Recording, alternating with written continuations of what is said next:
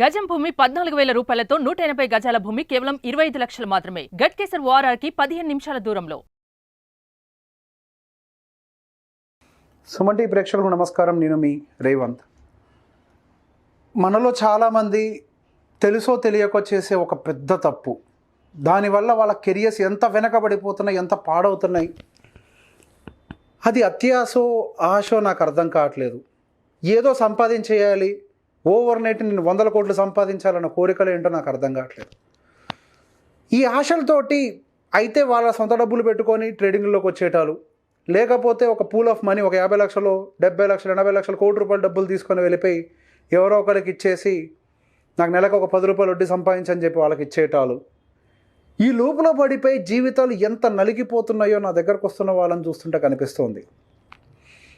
ఒక చిన్న స్టోరీ చెప్తాను. నిజం, ఇదంతా కూడా నేను కల్పించింది కదా, జరిగిన స్టోరీ. నా దగ్గరకు వచ్చిన ఒక స్టోరీ. ఒక వ్యక్తి దగ్గర 50 లక్షల రూపాయలు పెట్టారు. ఏదో 10% పర్ మంత్, కొంతమంది 20 కూడా ఆఫర్ చేస్తారంట. మరి నాకు తెలీదు, మరి ట్రేడింగ్లో 20% ఎక్కడి నుంచి సంపాదిస్తారో, 10% ఎక్కడి నుంచి సంపాదిస్తారో. మరి ఇట్లా ప్రతి నెల 10% సంపాదించే వాళ్ళు ఉంటే అసలు ఈ పాటికి ఆ కాంపౌండింగ్ స్పీడ్ తోటి ఈ పాటికి అంబానీని అదానిని దాటేసుకుంటే ఎక్కడికో వెళ్ళిపోయి ఉండేవాళ్ళేమో. మరి 10% సంపాదించే బ్యాచ్ మన దగ్గర ఎక్కడ ఉన్నారన్న మరి నాకైతే తెలియదు. ఆ మాట చెప్పగానే వెళ్ళిపోవటం, వాళ్ళ దగ్గర డబ్బులు పెట్టేసాడు పాపం. 2 సంవత్సరాలు అయింది అనుకుంటా. ₹1 రాకపోగా 2 సంవత్సరాల తర్వాత 15 లక్షల రూపాయలతో తిరిగి వచ్చాడు. మళ్ళీ నా దగ్గరకు వచ్చి, సార్ నా దగ్గర ఇట్లా జరిగింది, నేను డబ్బులు ఇట్లా పోగొట్టుకున్నాను, దాదాపు 35 లక్షలు పోగొట్టుకున్నాను, 15 లక్షల రూపాయలు మాత్రమే నా దగ్గర తిరిగి మిగిలాయి. సార్ మీరు ఎవరైనా ట్రేడింగ్ చేస్తారా అని చెప్పేసి. నేను చేయనండి, నేను ఇట్లా పబ్లిక్ మనీ తీసుకొని ట్రేడింగ్ చేయను, అది నేను ట్రేడర్ అయినప్పటికీ నాది నేను చూసుకుంటాను. పోనీ మీకు ఎవరైనా తెలిసిన వాళ్ళు ఉంటే చెప్పండి సార్ ట్రేడింగ్ చేసేవాళ్ళు అని అంటే. అట్లా కాదండి, అసలు ఏంటి మీరేమి ఎక్స్పెక్ట్ చేస్తున్నారు అని అంటే, సార్ నాకు అగ్రెసివ్గా ఎట్లయినా 15 లక్షలతో నేను పోగొట్టుకుని సంపాదించాలి సార్, అగ్రెసివ్ ట్రేడర్ సార్ ఉంటే చెప్పండి, నాకు ఈ టెన్షన్ తట్టుకోలేకపోతున్నారండి అని చెప్పేసి అన్నాడు. నేను చెప్పాను, సార్ మీరు ఏ మైండ్ సెట్ తోటి అయితే ఉన్నారో కంప్లీట్గా తప్పు. బిజినెస్ అండి ఇది. అగ్రెసివ్గా చేయటాలు, 10 రూపాయలు వడ్డీలు, 20 రూపాయలు వడ్డీలు సంపాదించడానికి ఇదేం వ్యభిచారం కాదు, ఇది వ్యాపారం. వ్యాపారం అనేది ఎంత ఇస్తుందో అంత తీసుకోవాలి. అది ఎప్పుడు కూడా దానికి తగ్గట్టుగా డీసెంట్గానే ఇస్తుంది. రిలయన్స్ లాంటి ఇండస్ట్రీస్, అంబానీ లాంటి ఇండస్ట్రీస్, అదానీ లాంటి ఇండస్ట్రీసే సంవత్సరానికి గట్టిగా 20%తో గ్రో అవ్వడానికి కింద మీద పడుతుంటాయండి. మీకేంటి 120, 130%, 150% రిటర్న్లు కావాలా? ఈ ప్రపంచంలో సాధ్యం కాని పనుల మీద మీరు ఫోకస్ చేస్తున్నారు. అసలు ఫస్ట్ మీరేం చేస్తారు చెప్పండి అంటే, నేను సాఫ్ట్వేర్ ఎంప్లాయీ అండి అని చెప్పారు. మీ పని ఏంటండి అంటే, ఉద్యోగం చేయడం. అది చేయండి, మీ కెరియర్ని గ్రో చేయండి. మీరు ఈ టెన్షన్ తోటి మీ కెరియర్ అంతా ఎంత డిస్టర్బ్ అవుతుందో అసలు మీరు గమనించుకుంటున్నారంటే మీరు చెప్పింది నిజమేనండి. 2 సంవత్సరాల నుంచి నేను కనీసం వర్క్ మీద ఫోకస్ చేయలేకపోతున్నా. ఎంతసేపటికి దీన్ని రిఫ్రెష్ చేసుకుంటూ ఎంత పిఎన్ఎల్ ఉంది, డబ్బులు పోతే టెన్షన్ పడిపోవటం, వర్క్ మీద ఫోకస్ చేయలేకపోవడం, నా కెరియర్ అంతా వెనకబడిపోయిందండి. ఇప్పుడు నాకు 1,50,000 జీతం వస్తుంది. ఈ పాటికి కనీసం నేను కనుక ఫోకస్ చేసుకుంటే నేను 2 లక్షల పైపెచ్చి ప్యాకేజీలు ఉండాల్సిన నేను అట్లాంటి 1,50,000 ఆగిపోయాను.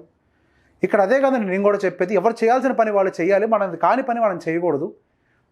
మీ పని ₹1 ఉద్యోగం ద్వారా సంపాదించటం.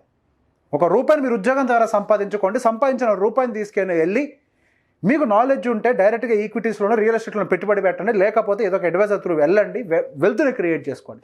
మీ పని సంపదని సృష్టించుకోవడానికి ఉద్యోగం ద్వారా ఉద్యోగం ద్వారా ఆ జీతాన్ని సంపాదించడం, ఆ జీతం డబ్బుల్ని తీసుకొని వెళ్ళి పెట్టుబడులు పెట్టి దాంతో వెల్త్ని క్రియేట్ చేయడం. ఇది కదండి ప్రాసెస్ అని అంటే. తెలియక జరిగింది సార్, కానీ ఇప్పుడు ఆల్రెడీ పోగొట్టుకున్నాం కదా, దాన్ని రికవర్ చేయాలి సార్ అని అంటే నేను ఒకటే మాట చెప్పాను. స్టాక్ మార్కెట్లో రికవర్ అన్న ఆ పదానికి అసలు మీనింగే లేదండి. There is no word called recover in the stock market. Once gone is gone forever ఎవర్. ఇప్పుడు వాస్తవం ఏంటంటే, మీ దగ్గర 15 లక్షలు ఉన్నాయి, ఇదే మీ క్యాపిటల్. ఈ క్యాపిటల్ని తీసుకొని వెళ్ళి ఇంకొక ట్రేడర్ దగ్గర పెట్టి అది కూడా పోగొట్టుకుంటారా? లేకపోతే అట్లీస్ట్ ఇప్పటికి రియలైజ్ అయ్యి మనశ్శాంతోటి ఇక నా దగ్గర ఇవి ఉన్నాయి అనుకొని 15 లక్షలు తీసుకెళ్ళి అక్కడ ఇన్వెస్ట్ చేసి మీ కెరియర్ మీద, గ్రోత్ మీద ఫోకస్ పెడతారా అనేది మీ చేతిలో ఉన్న చాయిస్. ఇక్కడి నుంచి ఇంకా మీ కెరియర్ని పోగొట్టుకొని ఇంకా డబ్బుల్ని పోగొట్టుకుంటారా? ఫోకస్ తోటి జీతాన్ని పెంచుకొని ఇంకా ₹4 సంపాదించుకుంటారు. ఇట్లాంటి కేసెస్ మీ లైఫ్లో చాలామంది ఫేస్ చేస్తుంటారు. ఇప్పుడు ఉద్యోగం చేసేవాడి పని ఉద్యోగం చేయడం. నేను ఒక ట్రేడర్ని. నేను కూడా ప్రతిరోజు చాలా బిజినెస్ల గురించి చదువుతూ ఉంటాను, రకరకాల బిజినెస్ రిపోర్ట్స్ చదువుతూ ఉంటాను. దట్ డజంట్ మీన్ నేను చదివినా నాకు అర్థమైంది ఆ బిజినెస్ అని చెప్పి వెళ్ళి ఆ వ్యాపారం చేయాలని కాదు. నేను ఒక ఇన్వెస్టర్గా, ఒక ట్రేడర్గా నా ఉద్యోగంలో భాగం కింద వాటిని చదివి వాటిలో ఇన్వెస్ట్ చేయడం వరకే నా పని. ఆ వ్యాపారాలు చేయడం నా పని కాదు. మన కంటికి కనిపించే ప్రతి పని చేయడం మన పని కాదు. మన పని మన ఉద్యోగం ఏంటి, మన వ్యాపారం ఏంటి, మనం ఎందులో ఉన్నాం, దాంట్లో ఎట్లా ఎదగాలి, అంతవరకే మన పని. సంబంధం లేని, అవసరం లేని వాటిల్లో వేలు పెట్టి అన్నెసరిగా సంపాదించి, కష్టపడి సంపాదించిన డబ్బుల్లో పోగొట్టుకొని మళ్ళీ వాటిని రీగెయిన్ చేయడం కోసం ఇంకొక మిస్టేక్ చేసి ఒక లూప్లో ఇరుక్కుపోయి అప్పులు చేసి వాటిని తీర్చడానికి.